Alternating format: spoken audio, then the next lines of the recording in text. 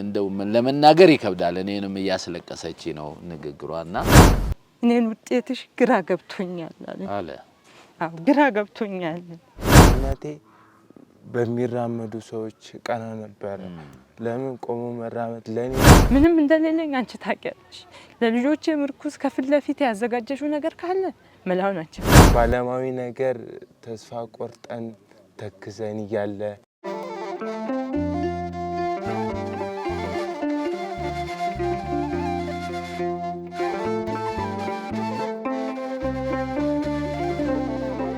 በስመ አብ ወወልድ ወመንፈስ ቅዱስ አሐዱ አምላክ አሜን። አሁን የምንገኘው ገረሴ ዮሐንስ ማለትም መጥምቀ መለኮት በስሙ የተሰየመበት ቤተ መቅደስ ነው። የሚገኘው ከአርባ ምንጭ አልፎ ወደ ኮንሶ በምንሄደው መንገድ ከማዞሪያ የምትባል ቦታ ላይ ከዛ ወደ ምዕራብ አቅጣጫ ስንመጣ ገረሴ ዮሐንስን እናገኛለን ማለት ነው። መጥምቀ መለኮት በጣም ገቢረ ተአምራቱ ልዩ የሆነ ፈዋሽ ጸበል ያለበት ከአህዛብነት መልሷቸው አባ ክንፈ ገብርኤል የሚባሉ የእግዚአብሔር አገልጋይ የቅዱስ ዮሐንስ ታዛዥ ናቸው። ጸበሉን የሚቆጣጠሩት እሳቸው ናቸው። ቅዱስ ዮሐንስ የሰራውን ታምር እሲ እንመለከታለን። እቴ ከት እንደተመጣሽ ስምሽ ማን እንደሚባል ቅዱስ ዮሐንስ ያደረገልሽን ታምራት ለሕዝበ ክርስቲያኑ ንገሪ። እኔ ተስፋነሽ ማም ይባላለሁ። የመጣሁት ጂንካ ከጂንካ 17 ኪሎ ሜትር ወደዛ የሚርቅ ጋዘር የሚባል ሀገር ነው። አንገቴ ላይ እጢ አለ። እጢው ሕክምና ጀመርኩኝ። ሕክምና ጀምሬ ግንቦት 11 2017 የመጨረሻ ቀጠሮ እጢ ነው ዘንድሮ ማለት ነው። አዎ ዘንድሮ እጢ ነው ብቻ ነው። ዶክተሩ ብዙ ምርመራ መረመረኝ። ብዙ በቃ የማህፀን ካንሰር ምናምን በጣም ደጋግመው አመላለሱኝ። ይሄ መመላለስ በዛ ውጤቱን አልነገሩኝም። የመጨረሻ ቀጠሮ ብለውኛል። በመድኃኒት አይጠፋም ብለዋል። መብርሃን አንቺ መላውን ፈልጊ፣ ልጆቼ እናት አርጊ፣ ኑሮዬን አንቺ ታውቂያለሽ አይደል እንዴ? ልቤ በጣም ተጨነቀ። እጢ ሲወጣ እጢ ይተካል። ቦታው ያለበት ጉሮሮ የሌ ነው። እመቤቴ ማርያም ጥላሽን ጣይልኝ አልኩኝና ቤት እንጀራ እየጋገርኩኝ እጣ ወጣሁኝ። ኦፕራሶን ክፍል ምገባ ከሆነ ኦፕራሶን ክፍል ማልገባ ከሆነ ደግሞ እንግዲህ እመቤቴ ማርያም መላውን ፍጠሪ ብዬ ስል ዮሐንስ መጣ። ከእጣው በፊት እንጀራውን ያዞርክ ዮሐንስ መጣ። እጣውን ሳንጠረጥር ኦፕራሶን አንዱ ዮሐንስ ሳንጠረጥር ዮሐንስ ወጣ። ሳንጠረጥር ዮሐንስ ወጣ። ከዛ ይሄ ነው ወንድ ልጅ መጀመሪያ ልጅ አወጣልኝ። እኔ ነገ ኦፕራሶን ቢለኝም አልሰራም አልኩ። ለምን አለኝ ባሌ። አይ እኔ ኦፕራሶን አልሰራም ዮሐንስ ሄጄ የደጁን እምነት ወስጄ አንገቴን ቀብቼ ነው ኦፕራሶን የምሰራው። ቦታው ጥሩ አይደለም አልኩኝና ግንቦት 11 ቀጠሮዬን መጣሁኝ። መጥቼ የግድ ሮብ ትሰሪያለሽ አለ ዶክተሩ። ሮብ አልሰራም አልኩኝ።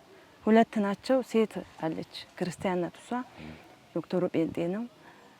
በቃ ረጅም ሰዓት ሲጨቃጨቁኝ አይ እህት አለችኝ እህቴን ጥሩልኝ እና ነው ኦፕራሶን የምሰራው። አልሰራም ዛሬ ግን የምትሰራው አልኩኝና እግዚአብሔር መለስ ሲያደርገኝ ልጠይቅ አልኩኝ። የምትሰራው ዶክተር እጢው ሲወጣ እጢ አይተካም እንደ ቦታው ላይ ዝም አለ። እጢ ብቻ ነው የምታውቂው ተስፋነሽ? አዎ እጢ ብቻ ነው የማውቀው ስል እጢ ብቻ እኮ አይደለም አለኝ። ምንድነው ብዬ አልኩት። እጢው ምራቅ የሚያመነጨው ጎይተርሽ ሙሉ ለሙሉ ወደ ካንሰር ተቀይሯል። ይህንን ሲለኝ በቃ ማመን ከበደኝ። ሰውነቴ ራደ። ጆሮዬ መስማት አቆመ። ተንቀጠቀጥኩኝና መጀመሪያ ልደረግም ብዬ መጣች እህቴ ሙስሊም ናት። እንዲቆመች እንባዋ ጠብጠብ ይላል። እኔም አለቅሳለሁ፣ እሷም ታለቅሳለች። ተረጋጋን እንደምንምና ሩቆ ብትሰሪ ይሳለችኝ። አልሰራም አልኳት። በታሪክ አልሰራም። እዛ ደርሼ መጥቼ እግዚአብሔር የፈቀደው ይሁን እንጂ ቀድሜ ቢላ አላሳርፍም አንገቴ ላልኩኝና ቤተሰቦቼ በጣም ጮሁ። ወደ ሰውነትሽ ይሰራጫል፣ የመጨረሻ ደረጃ ደርሷል ብለውኛል። አባቴም ዙሪያን ያሉ ሲሉ አይ እግዚአብሔር ያለው ይሁን ሰውሮ ያስቀመጠው አምላክ ያውቃል እንዴ ብዬ በ11 ወደ ቤት ሳልመለስ ወደዚህ መጣሁ። ወደዚህ ግንቦት 11 መንገድ ወጣሁኝ። በ12 እዚህ ደረስኩኝ። ግንቦት 12 13 አዎ አሁን ግንቦት 12 13 14 15 ተጠመቅኩኝ። 3 ቀን በአራተኛ ቀንሽ ነው ብለውኛል አባ። በአራተኛ ቀን ቆምኩኝ። እሳቸው ወደሳቸው ሄድሽ። ከዛ አዘዙኝ። ገብተሽ ወጥተሽ ተጠምቀሽ ነው ያሉኝ። ያን ተጠምቄ በጠዋት ነው ያሉኝ። ጠዋት መጣሁ 5ኛ ቀን በሳቸው 9ኛ ቀን ሊሆን ነው። መጣሁኝና ጠዋት ቆምኩኝ። ሄደሽ ተጸብለሽ ነው ያሉት። ተጸብዬ መጣሁኝና ቆምኩ። አባ ቢስ በሰላም ሂጂ ወደ ቤትሽ። አባ ነገር ይወት ቢስ ልጄ በሰላም ሂጂ ወደ ቤትሽ። ሰኞ ቀጠሮ አለኝ እኮ በ18 ይህንንም እንድናገር አልፈቀዱም እሳቸው። እንግዲህ ሄድኩኝና ዮሐንስ እዛ በሩ ላይ ዮሐንስ ኦፕራሲዮኑን አንተ ከፈቀድክ በክብር አውጣኝ፣ አልሰራም አትሰሪም አንገትሽን ቢላ አይነካሽም ካልከኝ ደግሞ ግራ ገብቶኛል ይበለኝ ብዬ አልቅሼ ወጥቼ ሄድሽ። እሁድ ቤት ገባሁኝ። እዛው ዋልኩኝ። ሰኞ ቀጠሮ ነው ሄድኩኝ። ዮሐንስ ለኔ ልጆቼ እናት አድርጎ መልሶ በክብር እዚያው ዶክተሩ ፍራሶል ስራሽ ያለኝ ዶክተር እኔን ውጤትሽ ግራ ገብቶኛል አለ። አዎ ግራ ገብቶኛል እና ዶክተር ምን ይሻላል አላልኩም። እንደገና ሌላ ምስክር ፈለኩ። ምርመራ አድርጎ ነው? አዎ አዲስ አበባ ነው ምርመራው ካለውበት አዲስ አበባ ነው። ከእጢው ላይ ናሙና ተወስዶ አዲስ አበባ ነው የሚላከው። ሐሙስ ቀን ግንቦት ሚያዝያ 30 ውጤቱን ሰጠው። ሐሙስ ከሰዓት በሚነሳው አየር አሁን ልካለሁኝ አለና እኔ እዛው ያለሁኝ ሄደ ውጤቱ። ቅዳሜ ከሰዓት 8 ሰዓት ውጤቱ ደርሷል ብሎ ደወለ። አይ እኔ ዛሬ መምጣት አልችልም፣ ጂንካ ከተማ አይደለሁም፣ ከጂንካ ከተማ ወጣ ያልኩኝ፣ ሰኞ ቀጠሮ አለኝ፣ አንድ ላይ ሌላውን ውጤት ይዤ እገባለሁኝ አልኩኝና ሰኞ መጣሁኝ። እኔም አልከፈትኩትም፣ ዶክተሩም አልነገረኝም የዚህን ውጤት። እንደገና አዘዙኝ። ከዚህ በላይ ራጅ፣ አልትራሳውንድ፣ የደም ምርመራ፣ የማህጸን በር ካንሰር ምርመራው ሲበዛ አይምሮ የተጨነቀ። መብርሃን ቀድሜ አንቺ ማማከር ነበረብኝ፣ ግን አማክርሻለሁ። እንጀራሽን ደጅሽ ጋግሬ ልደታ አይደለሽ እንዴ አርብ ጠዋት ስወጣ ይሄን ሁሉ ለምን አስጨነቁኝ? ምንም እንደሌለኝ አንቺ ታውቂያለሽ። ለልጆቼ ምርኩስ ከፊት ለፊት ያዘጋጀሽው ነገር ካለ መላውን አንቺ ፈልጊ፣ ከሌለ ግን መፍትሄውን አቅልይልኝ። ይሄንን እያልኩኝ እነሱ ሲያመላልሱኝ እኔም እሷን በቃ ዮሐንስ አደረሃን እያልኩ እየተመላለስኩኝ ነው። እዚያ መሀል ግራ ገብቶኛል አለኝ። ግንቦት 18 እና እንዴት ይሻላል አልኩኝ። ደግመሽ ተመርመሪ ያለ ውጤቱን አይቶ ነው ግራ የተጋባው እሱ። አዎ መጀመሪያ ፍራሶን ልስራሽ ብሎኛል። ሮብ የግድ ፍራሶን ካልሰራሽ ሲል በፍጹም አልሰራም አልኩኝ እኮ። አሁን ሌላ ውጤቱን ሲያየው ራሱን ያንኑ ውጤት ሲያየው አዎ እኔ እቺን ብዬ ወጣሁ ከደጁ ሲሄድ። እሺ ዮሐንስ ኦፕራሲዮን ክፍል ትገቢያለሽ፣ በለተ ቀን ሂጂ ብለኸኛል፣ ተሸኝቻለሁ። ኦፕራሲዮን ክፍል ትገቢያለሽ ካልከኝ በክብር አውጣኝ፣ አይ ካልክ ደግሞ ዶክተሩ ውጤቱን አይቶ ግራ ገብቶኛል ይበለኛል። ቃላት የለኝም። እዛ እንደገና ተመረመርሽ? አሳልመረመር ግራ ገብቶኛል አለኝ። ከዛ ድጋሚ እንዴት ይሻላል ዶክተር አለ እህቴ ጋር ተመርመሪ ድጋሚ አለኝ። ድጋሚ ልመረመር አልኩት። አዎ እኔ የምፈልገው ይሄንን ነው። ሲመጣ ግን እንዳትደናገጥ አልኩኝና ወጣሁ። ወጣሽ አንጂ በልበ ሙሉነት በልበ ሙሉነት ወጣሁኝ። ግንቦት 18 ሰጠሁኝ። ከ18 እስከ ሰኔ 12 ውጤቱ ሳይመጣ ተቀመጠ። የመጀመሪያው በሁለት ቀን መጥቶ ሰኔ 12 ሀገሬ ንግሳል ቅዱስ ላሊበላ ያረፉበት ነው። ታቦቱ 2 ዙር ዞሮ ሲቆም ስልኬ ጠራ። እንግዲህ የምነግረው የማዋየው ካንቺ ሌላ የለኝም። ስልኬ ጠርቷል፣ ጸሎት ላይ ነኝ።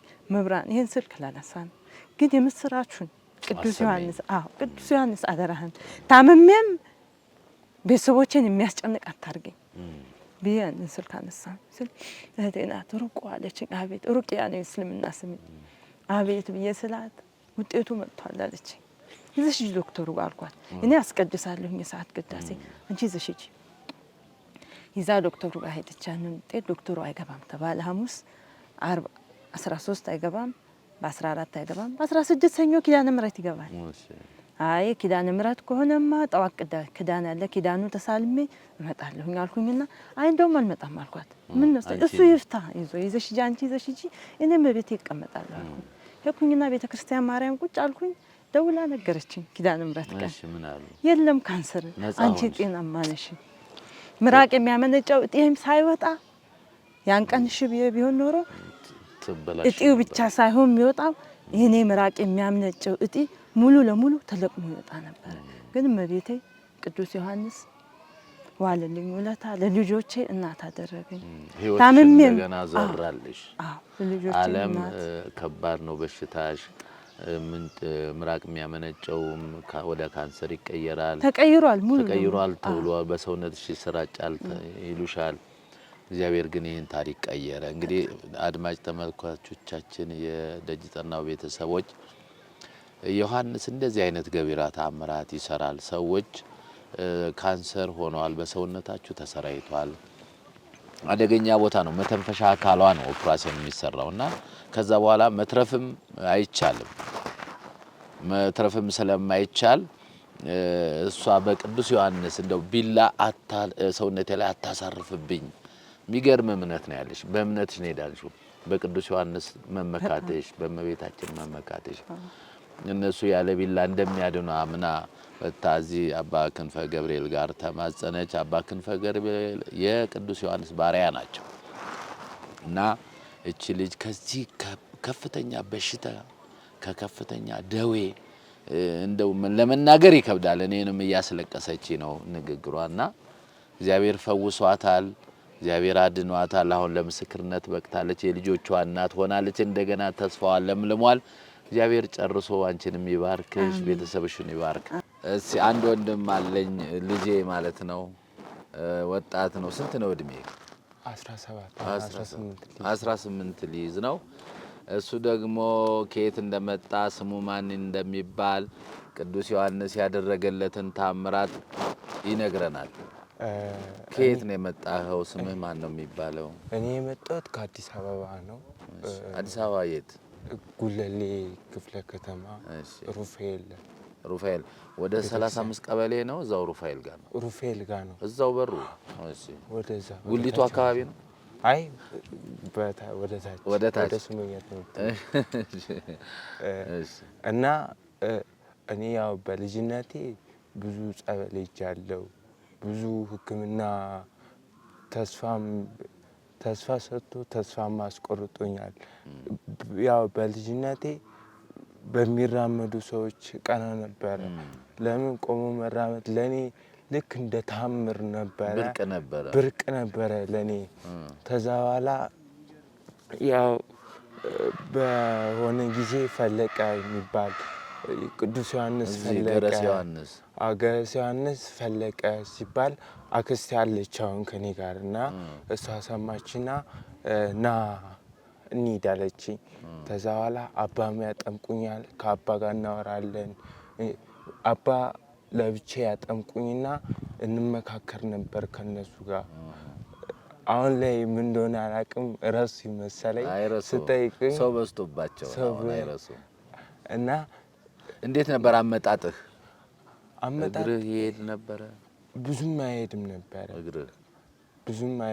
አይራመድም ነበር አሁን ልክ እንደ ኖርማል ሰው ኳስ ጫወታለሁ ማላረገው ነገር የለም ትራመዳለህ ኳስ ጫወታለህ ትሮጣለህ ፈነድቃለሁ በጣም ደስ ይለኛል እንዲሁም ማውራት ትሰማልችልበት ድረስ ነው ያምህ ነበር አታወራም ነበር ማውራት ሳትችልም ነበር እችል ነበር በፊት መራመዱን ነበር ማይችለው እና ቅዱስ ዮሐንስ በጸበሉ ምሮኝ ድኜ ለቤቱ ምስክር ሆኜ ስለት ይዤ መጥቻለሁ አሁን ላይ እግርህን ስለፈታ መራመድ ስለተቻለ አሁን ሰፈር ውስጥ ከጓደኞች ጋር ኳስ ትጫወታለህ ከኩዮች ጋር ያ በፊት ጓጓለት የነበረው ነገር ጠፋልህ ማለት ነው አሁን እሰይ ደሞ ደስ የምትል ንግግር ደስታ ቅዱስ ዮሐንስ ያደረገልን ያስታወስክ ነው መሰለኝ ፈገግታ ራሱ ደስ ይላል መቼ መጣችሁ ነው አሁን የመጣ ነው ከትናንትና ነው በ29 ነው የመጣችሁት በ29 ነው የመጣ ነው በፊት ስንት ጊዜ መጣህ እዚህ ተጠቀመጥክ እዚህ ተቀምጬ ወራ አካባቢ መሰለኝ የተቀመጥከው ካልማርከኝ አልሄድም ብዬ ካልባረከኝ አልገባም ብዬ በዛው ምሮኝ ሮጬ ገባሁ ወደ ቤት አንግቼ መጥቼ በወገብ ላይ መጥቼ ሮጬ ገባሁ ወደ ቤት በሰው ተዝለመተህ አሁን በራስ እግር ተራምደ ወደ ቤት ገባ ምን አሉ ቤተሰቦቼ በጣም ደስተኛ ናቸው ያው ባለማዊ ነገር ተስፋ ቆርጠን ተክዘን ያለ ጸበል እየተመላለስን ያው እግዚአብሔር አላሳፈረንም እዚህ ገረስ ዮሐንስ መጥቼ ጸበሉ ጋኔሉን ምኑን አባሮልኝ አባሮልኝ ተፈታሃል ሂድ ብሎኝ እሰይ እግዚአብሔር አለኝ። ዮሐንስ ገላገለህ ማለት ገላገለኝ። ትምህርት ትማራለህ እዛ? አዎ እማራለሁ። ስንተኛ ክፍል ነው? 10ኛ ክፍል ነኝ። ወደ 11ኛ። አሁን ወደ 11 አልፈሃል። የት ነው? እዛ መድኃኔዓለም ነው የምትማረው? አይ ሆሊዜቨር ሆሊዜቨር። ስለዚህ አሁን ከልጆች እኩል ሆነሃል። ምንም ያሳነሰ ነገር የለም። ምንም ያሳነሰኝ ነገር የለም። እና ቅዱስ ዮሐንስ አንተን ለሚመለከቱ እናንተ ቤት ተቸግረው ላሉ መልእክት አስተላልፍልኝ። የቅዱስ ዮሐንስ መማር እንዲሁ ባንደበት የሚገለጽ አይነት አይደለም። መጥተው ከብዙ ነገር ከብዙ ስርዓት ይፈታሉ። ከሰው የሚጠበቀው ነገር ማመን ብቻ ነው። እግዚአብሔር ቸር እንደሆነ እናቀመሱት ነው። ኑና እግዚአብሔር ቸር እንደሆነ ቅመሱት። እሰይ እኔ ጌታ እኔን ታውቀኛለህ? የት? ያው ሚዲያ ላይ ሩፋኤል ነበርኩ። እዛው አካባቢ ነበር በፊት የምኖረው። ለዛ ነው ከሩፋኤል መጣሁ ያልኩ እና እግዚአብሔር እንኳን ቸርነቱን ገለጠልህ በቅዱስ ዮሐንስ በመጥምቀ መለኮት ምሕረት አግኝተህ። ስለዚህ ሁሌ ትመጣለህ ማለት ነው እዚህ? እመጣለሁ። ጓደኞችህን ምን ይዘህ እዛ ምን አሉ? እንደው ጓደኞች በፊት አትጫወትም ነበር? ስትጫወት ምን አሉ? የት ዳንክ እንደዚህ አላሉ? አይደለም እኔ 3ኛ ክፍል ወደ 4 ስገባ ጊዜ ምን ሆነ ነው እግሬ ይልኛል። ተፈውሻለሁ እኮ ለእኔ አይታወቀኝም፣ ለእነሱ የሚታያቸው ልክ አንክሼ እኔ እጮታለሁ ኳስ እጮታለሁ ምናምን እና ከዚህ በፊት የወደኩበትን ሰው አያውቅም፣ የኋላ ማንነትን ሰው አያውቅም። ለዛ በቃ እኔ ያደረገልኝ ነገር ከአንደበቴ እንትን ስለሆነ ልክ ሲያወሩኝም ያን ያህል ችላ ነው የምለው። በቃ መጸለይ፣ ማልቀስ፣ እግዚአብሔርን መጠየቅ። እግዚአብሔር እሺ ይላል። የጊዜ ጉዳይ ነው። እውነት ነው። በል እግዚአብሔር ይማርህ ጨርሶ። ያለ ነገር ካለ ደግሞ እግዚአብሔር ይማርህ። አስተካክሎሃል። ከሰው መልእክት አስተላልፋል። የቀረ ነገር አለ የምትናገረው? ኑ ጸበሉን ጠጡ፣ ዳብሱ፣ ትድናላችሁ።